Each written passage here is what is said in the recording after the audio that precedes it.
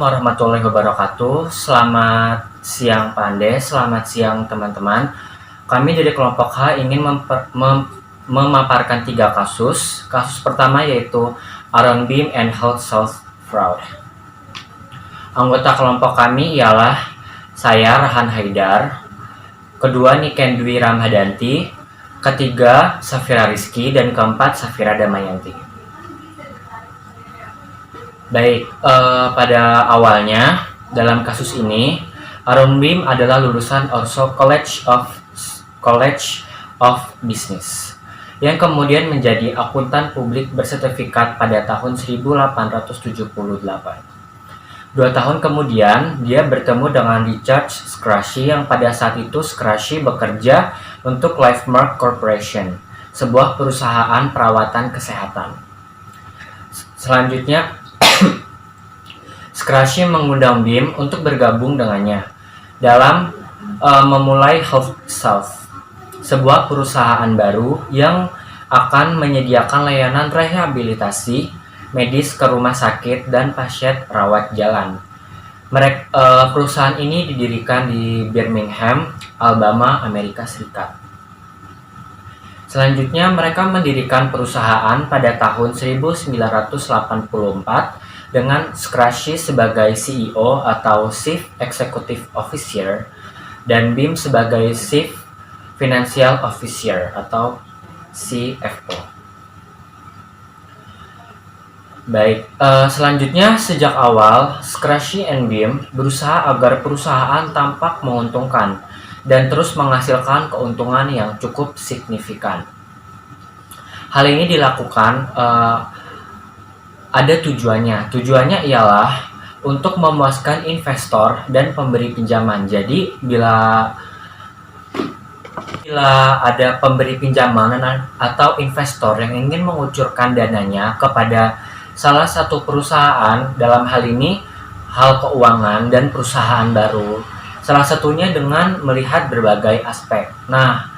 Dalam aspek ini kan keuangan, maka si Beam dan Scratchy ini melakukan beberapa langkah-langkah yang cukup berani dan menurut saya cukup sangat berani, karena mengingat Beam itu kan akuntan yang bersertifikat, dia melakukan hal yang sebetulnya tidak boleh dilakukan oleh para akuntan. Mereka melakukan hal-hal yang bersifat menguntungkan dengan cara yang baik maupun yang tidak baik, agar mereka dapat menerbitkan dan menjual saham kepada publik. Jadi untuk membuat perusahaan mereka go publik, salah satunya dengan menerbitkan saham. Dan selain untuk mengumpulkan modal karena saham, mereka ingin mencitrakan perusahaan mereka dengan baik. Scratchy mengatakan kepada Beam bahwa dia harus melakukan apapun yang dia bisa untuk membuat laporan keuangan, sehingga laporan keuangan mereka terlihat baik. Ini kembali tadi yang saya bilang, langkah apa sih yang dilakukan si Beam? Beam akhirnya memindahkan beberapa biaya awal perusahaan dari kolom biaya ke kolom investasi modal. Jadi harusnya biaya awal itu kan dicatatnya maksud saya ke kolom biaya, tapi dia malah mencatatnya kepada kolom investasi modal. Tentu hal ini tidak dibenarkan dalam prinsip akuntansi nasional maupun internasional. Yang mana hal ini akan membuat laba bersih mereka jauh terlihat lebih besar. Dia menggambarkan langkah berani dia ini sebagai akuntansi agresif, tapi jelas tidak curang. Sebetulnya hal ini jelas tindakan kecurangan ya, tapi dia hanya menyangkal dalam dirinya. Baik, untuk slide selanjutnya saya serahkan kepada teman saya. Curang. Sebetulnya hal ini jelas tindakan kecurangan ya, tapi dia hanya menyangkal dalam dirinya. Baik, untuk slide selanjutnya saya serahkan kepada teman saya. Selama 10 tahun berikutnya, perusahaan Health South tumbuh menjadi perusahaan Fortune 500 yang berpenghasilan senilai $3 miliar. Dengan 22.000 karyawan, perusahaan Perusahaan itu adalah penyedia layanan rawat jalan, rehabilitasi, operasi, dan terapi terbesar di negara Amerika Serikat. BIM terus menggunakan praktik akuntansi agresif dalam laporan keuangan perusahaan. Dan alih-alih menghapus piutang yang tidak terbayar, BIM hanya menyimpannya di pembukuan sebagai aset perusahaan. Dia terus meyakinkan dirinya dengan pemikiran bahwa investor yang cerdik tahu apa yang kami lakukan dan melihatnya sebagai permainan keuangan dan bukan penipuan langsung. 3. Perusahaan tersebut berhasil go public dengan baik. Scrushy dan BIM serta investor mereka dibuat banyak uang. Selain itu, perusahaan terus berkembang pesat dan pendapatan terus naik dengan cepat. Kemudian pada tahun 1996, perusahaan HealthSouth tumbuh menjadi perusahaan Fortune 500 senilai 3 miliar dolar. Dengan 22.000 karyawan, itu adalah penyedia layanan rawat jalan, rehabilitasi, operasi, dan terapi terbesar di negara ini. Lalu pada pertengahan kuartal kedua, untuk pertama kalinya akan gagal memenuhi harapan analisis Wall Street tentang pendapatan kuartalan sekitar 50 juta dolar. BIM harus melakukan segala yang dia bisa untuk menyimpan sebanyak mungkin informasi tentang kekurangan itu, agar tidak bocor keluar dari perusahaan. BIM meyakinkan 2 orang yang bekerja untuknya di Departemen Keuangan untuk masuk dalam rencana. Lalu pada tahun 1997, HealthSouth adalah perusahaan jasa rehabilitasi terbesar di industri, dan dengan total kompensasi 100 juta dolar. Scrushy adalah CEO dengan bayaran tertinggi ketiga di Amerika. Karena merasa malu dengan tindakan kecurangannya, BIM memutuskan untuk pensiun dari perusahaan itu pada tahun 1997. Lalu pada tahun 2003, akhirnya pemerintah turun tangan dan menuntut eksekutif HealthSouth.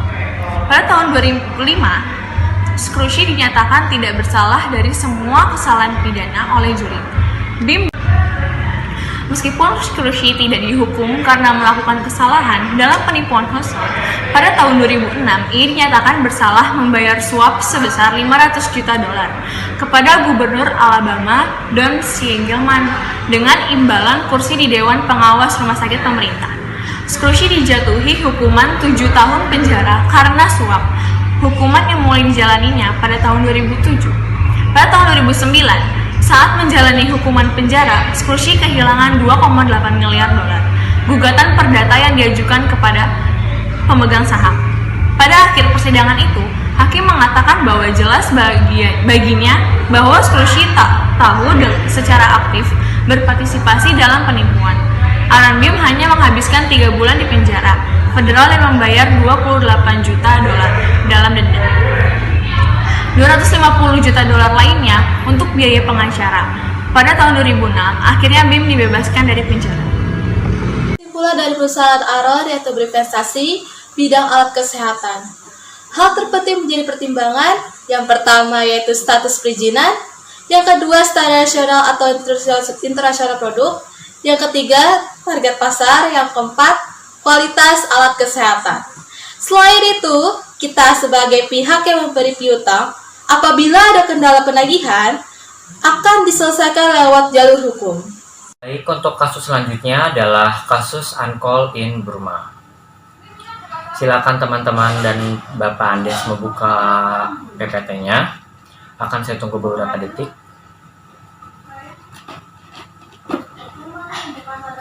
Baik, saya rasa sudah. Union Oil Company of California atau Uncall didirikan pada tahun 1890 untuk mengembangkan ladang minyak di sekitar Los Angeles dan bagian lainnya di California. Pada tahun 1990, Uncall beroperasi di semua aspek bisnis minyak termasuk ekstraksi, penyulingan, distribusi, pemasaran, bahkan retailnya.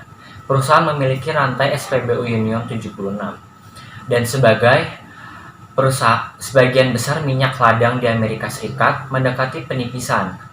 Perusahaan telah beralih ke investasi dalam proyek energi di luar negara. Jadi perusahaan ini awalnya kan ada di Amerika, tapi berusaha ekspansi ke luar negeri karena sumber dayanya sudah habis untuk di Amerika, di California.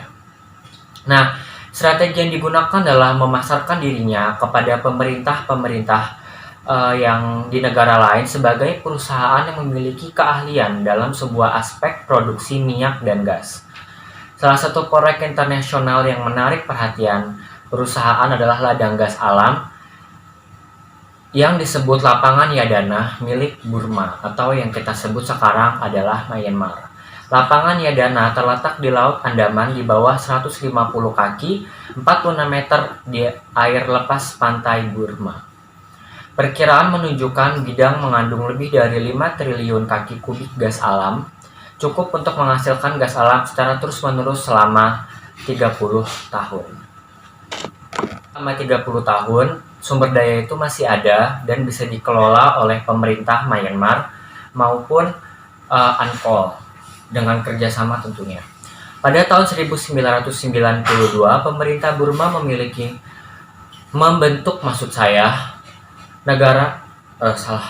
perusahaan bernama Myanmar Oil dan perusahaan gas atau MOGE untuk mencari perusahaan swasta yang membantunya mengembangkan lapangan tersebut.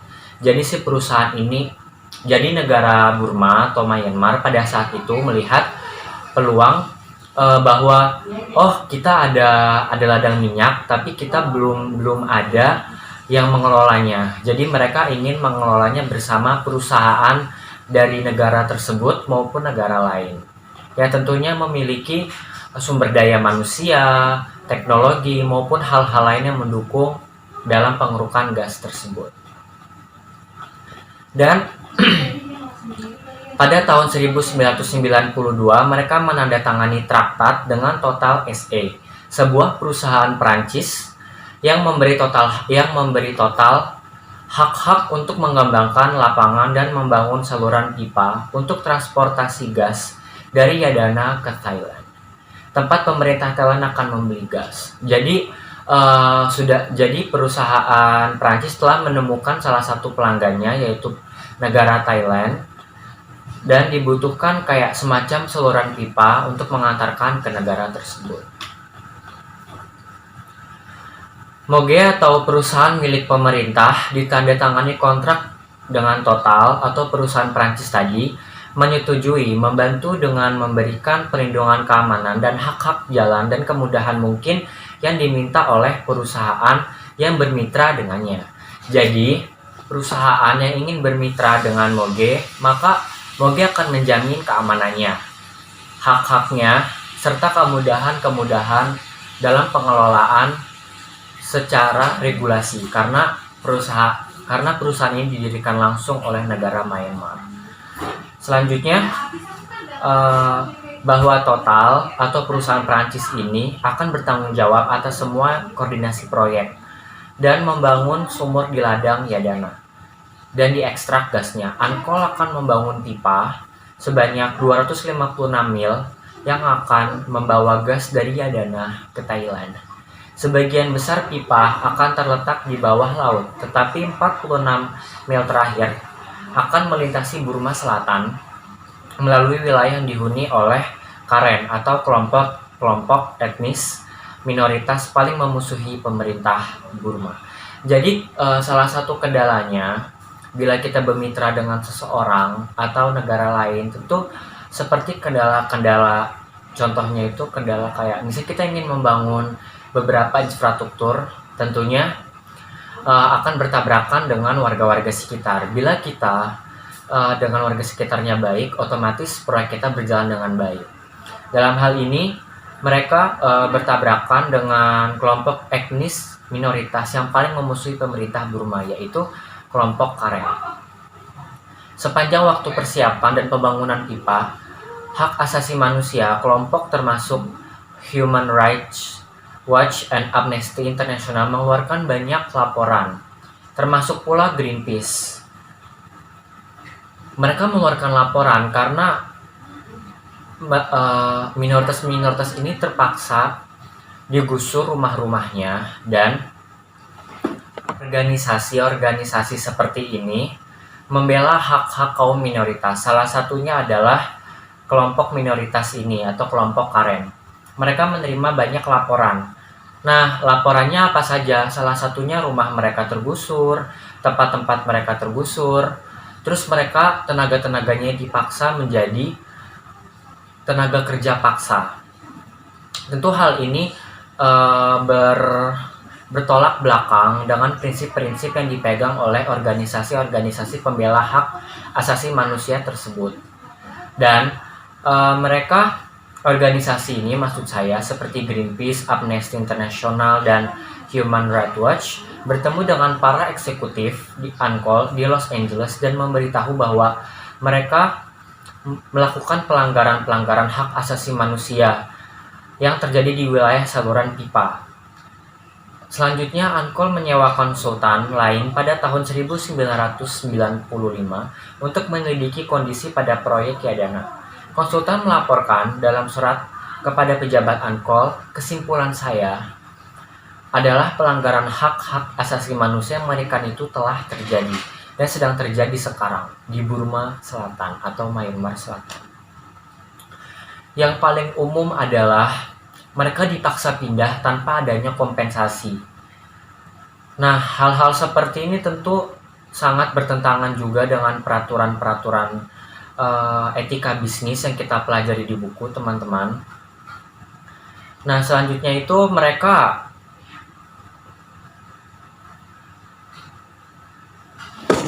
Uncol mengklaim menyediakan 7.551 pekerjaan yang berbayar untuk pekerja Burma selama konstruksi sementara. Produksi terus berlanjut dan akan terus digunakan sejumlah 587 pekerja Burma. Pada tahun 2004, proyek ini diserahkan telah berhasil mengerahkan 500 sampai 600 juta kaki kubik gas per hari ke Thailand. Yang mana hal ini menguntungkan perekonomian negara Burma untuk berkembang pesat dan menyediakan sumber energi efisien dan andal, dan memungkinkan Thailand juga untuk menggunakan gas alam yang lebih bersih untuk bahan bakar pembangkit listriknya. Sebelumnya Thailand menggunakan bahan bakar minyak. Berarti selain sisi negatifnya, si Uncol ini salah satu sisi positifnya adalah meningkatkan perekonomian di negara Thailand terutama dan negara Burma secara tidak langsung. Manfaat orang-orang di sekitar wilayah pipa dirangkum oleh Uncol. Sosial ekonomi yang luas bernilai jutaan dolar yang dalam program pengembangan terkait dengan proyek yang telah membawa manfaat yang nyata dan langsung ke ribuan warga maupun keluarga yang tinggal di saluran pipa tersebut. Manfaat ini termasuk seperti peningkatan masalah pendidikan maksud saya. Maksudnya pendidikannya itu tuh menjadi peningkat karena adanya program ini. Terus kesehatan atau medis atau tenaga medis cukup meningkat juga di daerah pipa tersebut, serta ada peluang bisnis baru bagi sebagian masyarakat. Dampak dari programnya sangat besar. Dampak besarnya ialah jumlah kematian dari 1.000 kelahiran bayi yang lahir turun sangat drastis dari 78 kematian menjadi 31 kematian. Hal ini tentunya meningkatkan taraf hidup masyarakat dan meningkatkan masyarakat itu sendiri di wilayah pipa. Baik, untuk slide selanjutnya akan saya serahkan kepada teman saya. Tidak semua warga Burma senang dengan perkembangan ini. Perkembangan dari lapangan Yadana pada bulan Oktober 1996. 15 anggota kelompok minoritas Karen Burma yang menuduh bahwa mereka atau anggota keluarga mereka telah menjadi sasaran untuk relokasi, kerja paksa, penyiksaan, pembunuhan, dan pemerkosaan pada proyek pipa Yadana, mengajukan gugatan class action di Pengadilan Amerika Serikat melawan UNOCAL. Satu gugatan di Pengadilan Federal Amerika Serikat dan yang kedua di Pengadilan Negara Bagian California. Kedua gugatan berpendapat bahwa UNOCAL harus bertanggung jawab atas luka-luka yang diderita ratusan Karen oleh Burmese militer karena kegiatan militer dilakukan atas nama proyek pipa di mana UNOCAL memegang saham utama dan dari mana UNOCAL diuntungkan. Earth Rights International atau ERI, sebuah LSM yang telah membantu penduduk desa memenangkan hukum mereka Diklaim dalam serangkaian laporan bahwa tentara Burma masih memberikan keamanan bagi perusahaan minyak, dan saat melakukannya terlibat dalam pelanggaran HAM termasuk penyiksaan, pemerkosaan, pembunuhan, dan kerja paksa. Pada tahun 2007, rezim militer sangat menekan demonstrasi nasional terhadap aturannya, menembak dan membunuh puluhan biksu Buddha yang memimpin protes damai dan memenjarakan ribuan lainnya. Pertanyaan pertama, penilai dari pihak yang berkaitan, hak, keadilan, dan perspektif kepedulian. Yunokal melakukan hal yang benar dalam memutuskan untuk berinvestasi dalam pipa dan kemudian melakukan proyek seperti itu. Dengan asumsi tidak ada cara untuk melakukannya, mengubah hasil dari kasus ini dan hasilnya diramalkan. Apakah Yunokal kemudian dibenarkan dalam memutuskan untuk berinvestasi dalam pipa? Yunokal dilaporkan investasi awal sebesar 8,6 juta dolar. Ia menghabiskan total 230 juta dolar membangun pipa. Itu adalah mengatur waktu yang dibutuhkan Yunokal 10 juta dolar setahun untuk proyeksi proyek. Sebagai gantinya, bagian Yunokal dari pendapatan gas adalah 75 juta dolar per tahun yang akan berlanjut untuk kursus kontrak 30 tahun. Diperkirakan total keuntungan Yunokal mencapai sekitar 2,2 dolar miliar. Menurut Anda, apakah Yunokal bertanggung jawab secara moral cedera yang diderita beberapa orang? Karen, apakah Chevron juga? Pihak Yunokal tidak bertanggung jawab dalam kasusnya. Dalam kasus di atas, menyatakan bahwa penggugat sudah membawa masalah kasus tersebut ke pihak yang berwajib, dan bahwa Yunokal harus bertanggung jawab untuk luka-luka yang diderita ratusan korban. Karena ini kegiatan militer yang dilakukan atas nama proyek pipa, di mana Yunokal memegang saham utama dan dari mana Yunokal diuntungkan. Gugatan di pengadilan federal didasarkan pada Federal 1789 Alien Tort Statute yang telah ditafsirkan sebagai otorisasi sipil cocok di pengadilan Amerika Serikat untuk pelanggaran pengakuan internasional hak asasi manusia. Lalu pada tanggal 29 Juni 2004, Agung Pengadilan Amerika Serikat pada tanggal 29 Juni 2004, Amerika Serikat Agung Pengadilan menjunjung tinggi hak orang asing untuk menggunakan undang-undang tersebut mencari kompensasi di pengadilan Amerika Serikat untuk pelanggaran di luar negeri itu. Di 20 Desember 2004, Yunokal mengumumkan akan menyelesaikan gugatan federal, kompensasi penduduk desa Karen, dan provide dana untuk program sosial untuk orang-orang dari saluran pipa wilayah. Ketentuan penyelesaian tidak diungkapkan, kemudian tidak lama dari terjerat dari kasus tersebut, pihak Chevron mengumumkan bahwa pihak proyek dana Chevron sekarang dituduh terlibat dalam kelanjutan manusia pelanggaran hak di area pipa.